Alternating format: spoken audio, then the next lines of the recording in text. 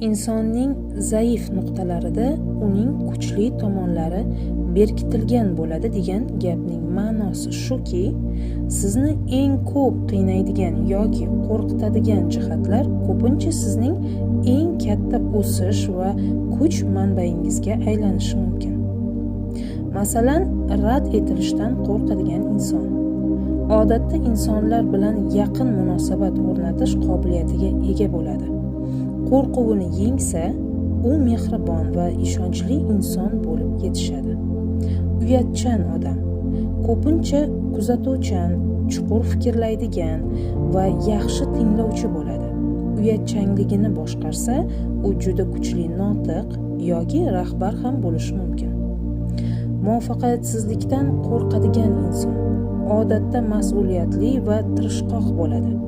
Qo'rquvni yengach, aynan shu sifatlari uni muvaffaqiyatga olib chiqadi. Bu fikrning mohiyati shundaki, zaiflikning o'zi kuch emas, lekin uni anglab ustida ishlasangiz, u kuchli tomoningizga aylanishi mumkin.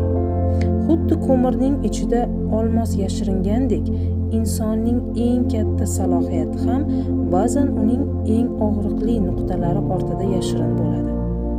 Og'riqdan qochish emas, uni tushunish va u bilan ishlash orqali inson o'zining haqiqiy kuchini kashf etadi.